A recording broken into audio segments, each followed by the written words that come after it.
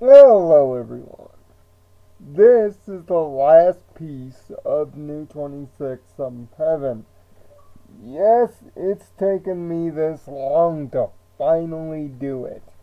And before I get into it, the top 10, as I thought it would have a particular order, but upon future thought, I decided it should. So it won't have a particular order here. Just know that this list, whatever it looks like, has been incredibly difficult. And plus, this gives me one last excuse before season 8 starts tomorrow to talk about this season before. Also, it allows me to let you know that yes, we're going to be doing this all again starting tomorrow. If you haven't gotten the gist of it yet. So, before getting to the list, the reason you came here, let's get down to some seasonal thoughts. Sure, when a show like this, name whatever show you want to name, gets into the latter seasons of its life or stretches as far as these kinds of shows can go, the main worry that you get is repeticism, retreading old ground, and lacking innovation or choice or chance taking, which this show has found clever ways to dodge around it, but not always. There are going to be some things that are going to repeat and are going to be retreaded. After all, this is a kids show intended for young girls, after all. But even with that said, this show has found a way, especially in the last couple of seasons, to evolve past its normal age group and normal thought group due to double-fisted morals, strong character building, and world building, and just fantastical moments. Unlike season 5 and season 6, however, this is not really the case with season 7. I consider season 7 to be the roller coaster, the up and the down, the middling. It's not really bad, but it doesn't really excel like season 4 or 5, or even some parts of season 6 did. This has some really strong stand-up moments. And these 10 episodes that I'm about to talk about have some of them, if not all of them. So, if you want to place the numbers yourself, please do so in the comment section below and make your own list. But, of course, this is my own. So, let's first talk about the worst of the best season, that being Triple Threat. Triple Threat, I managed to give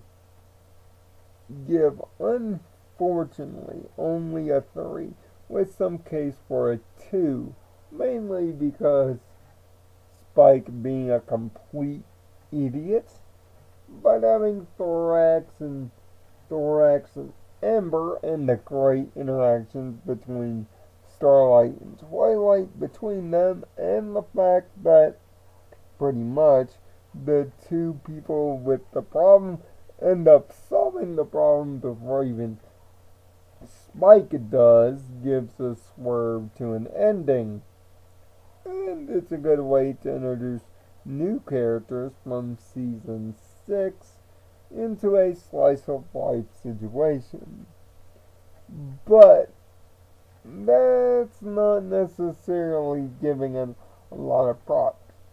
It was good enough to make my list. Just barely so. So did Discord and Harmony. Discord and Harmony relies on an old trick. A very old trick. An almost annoying trick, at least to me. Allowed John Delancey to do whatever the heck he wants, however the heck he wants, and just let Discord run wild. Most Discord episodes lack the deeper framing or better situation that most other episodes are, because after all, he is an unpredictable being who loves being chaotic and unpredictable. Sure, that can be a great thing for most people, just as I like Kim Possible a lot, but for me, I'm not necessarily in that camp. When Discord is on his A game though, it can be truly funny. Unfortunately, Discord wasn't here. But thankfully, Fluttershy and the plot and the reasoning was. It finally gives us some sort of explanation as to how Discord's magic works, and just like anything that has to do with DC, it's multi-layered. It's not as easy to discover, and the ending is quite appropriate, showing that, strangely, Fluttershy has the ability to be a little crazy and even adapt to a situation, which sadly is the main point of this episode. It does more growth for Fluttershy than it does for Discord, but it's much needed, and that's why it's here on this list. Now, the next one you could easily debate me on whether it deserves to be here or not. And really, it's tricky. The Change of Changeling is next. This one was kind of hard to think about for a while, and this is why it's so tricky. Yeah, the growth in the sight of the Changeling Kingdom is absolutely great, and to find out that Bride says a brother is a plus. But it's not so much the Mary Sue-ness of Starlight, but it's the sense that, well, Starlight creates the problem and then magically has the ability to solve it as well. She borderlines on having early season Twilight disease a lot, especially these last couple of seasons, and this episode is proof of that. Just the sense that she can talk her way out of a problem that she herself creates does not make her a better character or more likable. Just doesn't click with me in this episode, if not for the Changeling character development and some of the greater gags would not be so, I guess, great. Campfire Tales pretty much tells you that the Legend of Magic comics are perfectly canon, and it's just fine by me. In fact, it's something that I wish the staff would just admit and just cave into. The comics have so much of an expanded universe and so much of expanded mythos that they're pretty much glorified episodes of the series at this point, especially within the main lines. And the fact that all of these legends come to roosting at the end of the season gives a nice tease to the excellence that will come at the late half. And it was a nice way to give a question backstory while having the CNC play well the kid role here with their respective older mentors. It's always good to see them together and not trying to destroy each other's fun like in Cart Before the Ponies. That's why it ends up here. Number 6 is the aforementioned finale. Unlike most people in the Brony community, and I mean most, I'm not heavily sold on shadow play. And to me, here's why. Shadow play, although bringing the Legends of Magic comics full circle and finally giving us the debut of Starlight and Twilight's magical super-powered ancestor, the long-awaited Star Swirl the Bearded, finally, and his personality being nearly perfect to his comics interpretation. Even with that, and the Legends of Magic, and where we found out the Tree of Harmony came from, and the massive lore dump of the Pony of Shadows, which could be making reference to the Umrum in the comics that ended up creating Sombra. The sheer amount of lore dump is the only reason this episode even holds up.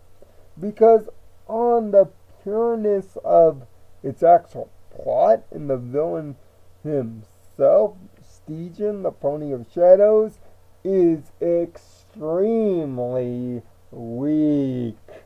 And the fact that it's dealt with a simple Twilight being a guidance counselor thing.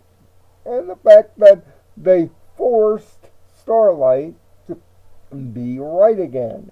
Once again, that problem that rears its ugly head. And it won't be the last time in this list that it most certainly does. But if the villain were stronger, and if the villain was allowed to actually, do evil things before being subdued, it would actually live up to the fandom's hype, but not here. It just plain doesn't, and that's why it falls out of the top 5.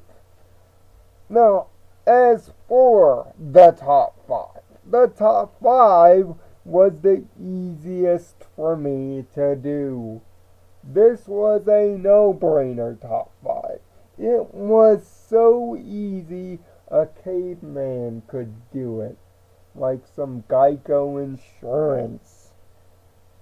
And it starts with the pick at 5. Once Upon a Zeppelin.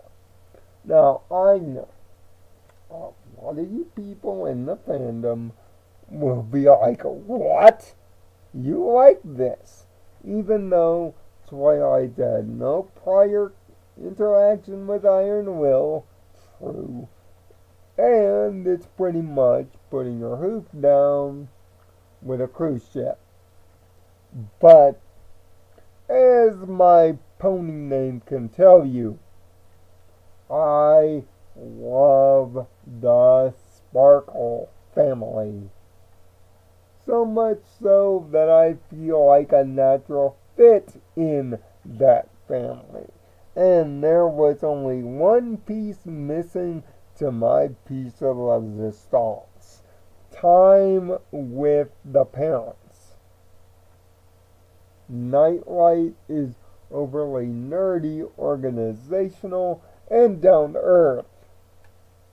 Twilight's mom, on the other hand, Velvet, is a little daredevil. And she's a little bit nutty. Like going over Niagara Falls, kinda. And a barrel nutty. But it's all in the love. And seeing the entire Sparkle clan, essentially 3-4 generations deep, together on a cruise is totally awesome. Regardless of the recurring gag of Shining Armor's air sickness, which I didn't even know that was a thing, but it's adorably dorky like anything that Shining Armor does, and I mean anything. Plus, Cadance gets off being the grateful sitter slash mother slash kind heart that she is in that final talking to. Plus, the plot actually has a very heartfelt, warm, caring conclusion, despite Twilight giving poor number one fan the business, which is much deserved. And Iron Will doesn't seem as ill-willed as in putting your roof down, but still is kind of the Herculean jerk that he is, which makes it totally likable. And yes, more adorable furry heart expressions, please. It won't be the first time I'll be talking about our youngest Alicorn savior too.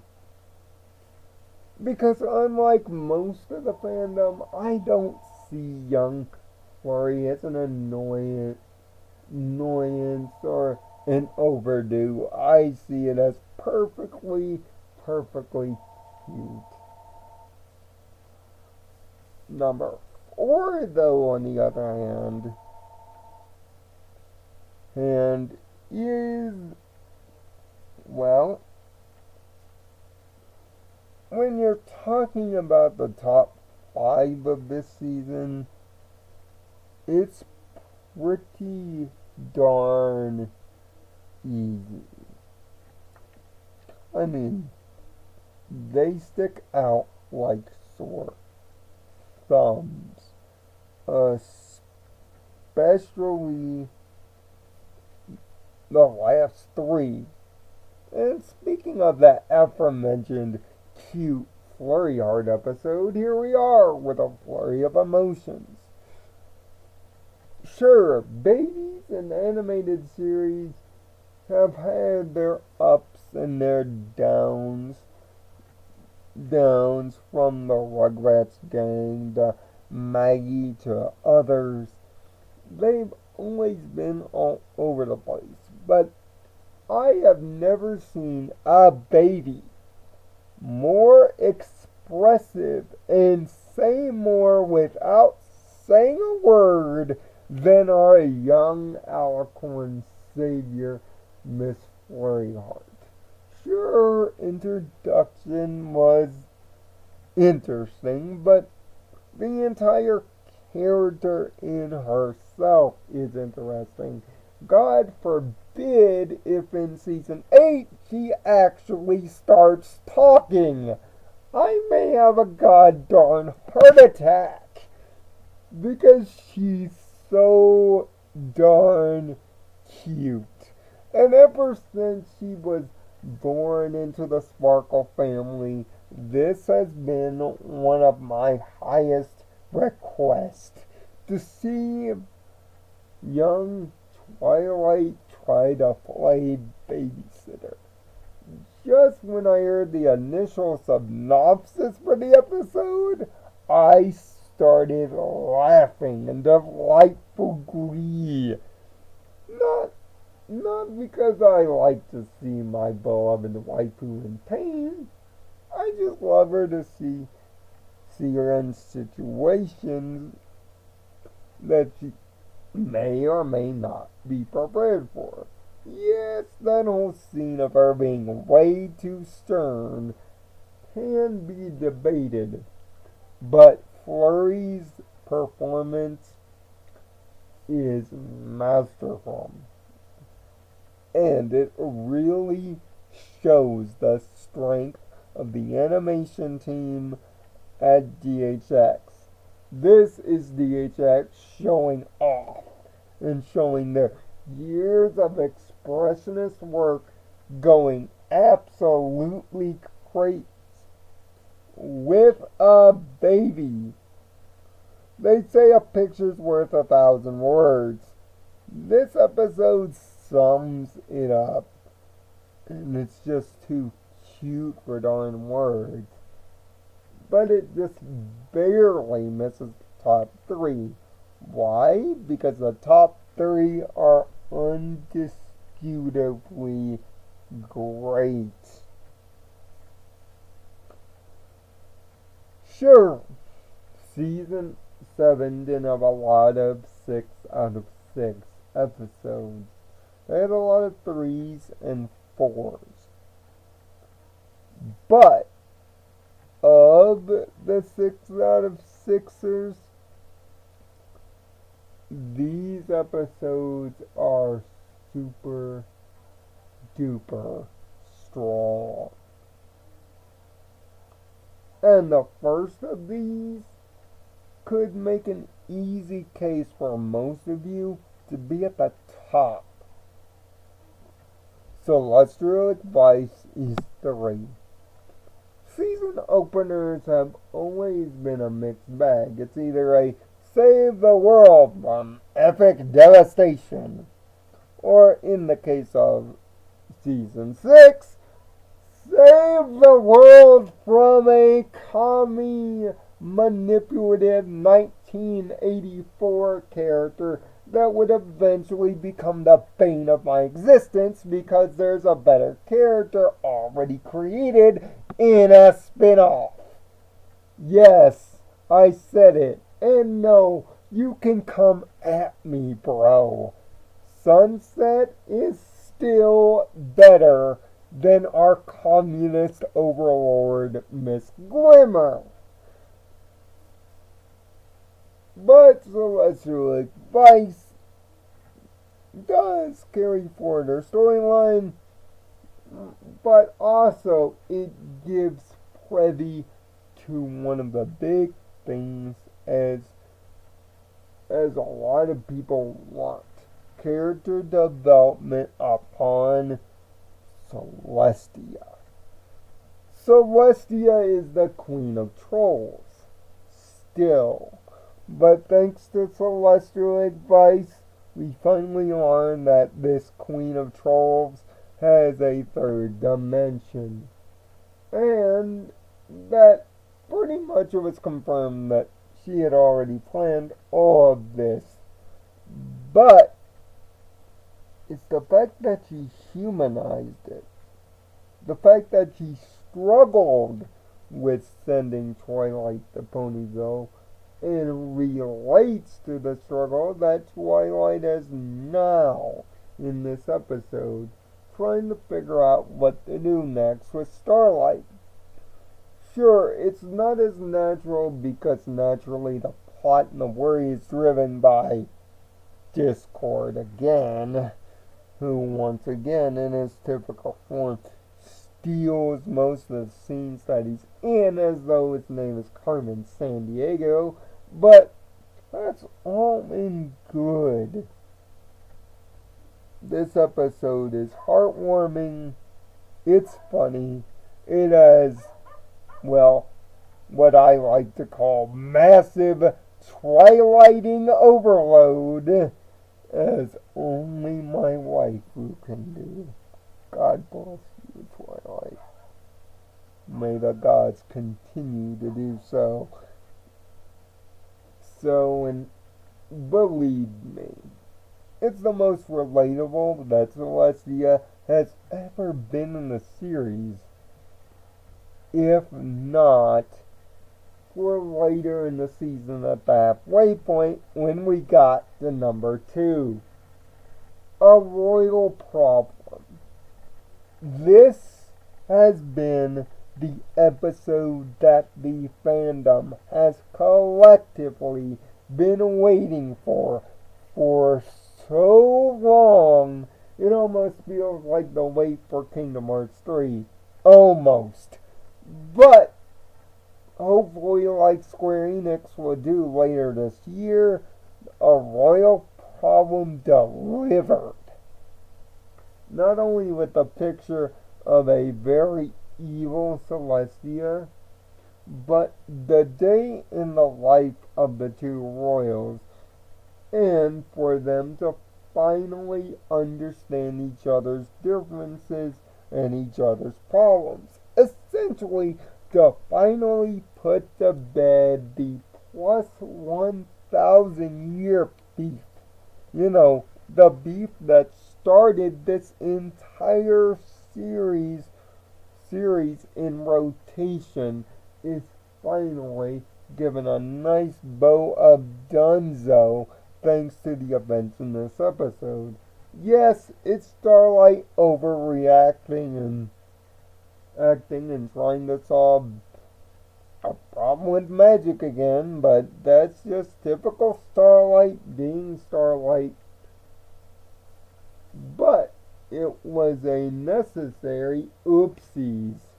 But it's the fact that Starlight is constantly debating and constantly waiting for the backlash to come as she understands the gravity of our mistakes, which is perfect character growth for her, especially in the multiple episodes in the season. Although it ends rather lazily for Starlight, Starlight's become more likable going into this upcoming season as she did before season 7 started. And this episode is a lot to blame for that. Plus, Music Box Ballerina Twilight. Hasbro! I want those! I want them now! I'll buy 50! Just like I said in the review proper. I'll buy even 100 of those! Just make it happen! But even an episode as grand of a weight as that one, and as grand of a lesson, moral, and deliverance as that one is, it pales in comparison to the top of this list. There are very few episodes in television in general that have ever made me shed a tear. It hardly ever happens. The last episode of a television series that made me genuinely cry was Code Lyoko's episode 52, The Key.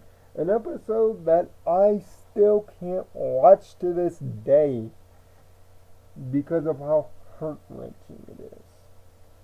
Sure, there have been many episodes of this very series that have come close. Very close. But none have done what this episode has done. This episode is not only the best episode of season 7, it could easily make a case if I were to redo my top 26 of the series. When that day comes, you'll know, and probably be top 10 of it, if not top 5 of it. And it answers a long-standing question, similar to a real problem. Applejack's parents. They've been alluded to, foreshadowed, referenced in all forms of media, but never given name, never given face, never given identity, never given a story. That is until our number one pick, the perfect pair. The perfect pair finally gives the origin story to Applejack's parents, to why there's competition between the apples and the rival family, the pears, which their patriarch was voiced by the legendary William Shatner himself. How's that for a guest cameo? But it is the sense of the story being relayed by the people who lived it to the younger generation of Apple Bloom, Applejack, and Big Mac that drives it home. Upon this, you learn a story of genuine love and care despite all odds, much like Romeo and Juliet, but unlike that Shakespearean tragedy we know in a way. Even though bittersweet, it had the happy ending, unlike that play. Bolstered also by a guest appearance by Felicia Day and a song to match. This episode made me cry. This episode is why this series resonates, why the characters resonate, why the world and stories and things that this series has provided still continue to bring hours of fun and togetherness, even among some of the most bitter people. This is why it is my belief that even if Hasbro reboots Gen 5, it will to be a completely new universe. Hasbro is setting itself up for failure. Absolutely. Because of episodes like these. Because of episodes like Canterlot Wedding or Twilight's Kingdom or even A Royal Problem or others.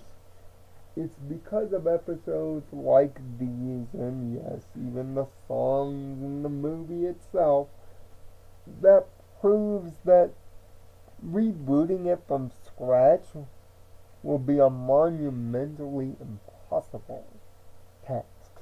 One that it is, at least in this reviewer's opinion, Hasbro should not, by any circumstance, undertake. Gen 5 should be a continuum of this world, not a brand new one. For the standard has been set way too high. And for an episode whose standard was set far too high, it hit that standard perfectly. It is the most emotionally feeling, most tear-jerking, and most happy episode that this series has had, especially in its latter years. It will be hard for any Applejack episode to even top this one, if not nearly impossible. But in a season's worth of ups and downs, of highs and lows, of the front 13 being a struggle and the back 13 being worth the wait, this is indeed the golden apple in this group of 26. I knew it from the first minute when the credits rolled on A Perfect Pair, before even putting on my headset. Yes, that I still have to do the review for it for Some Heaven. That this was the number one episode of the season.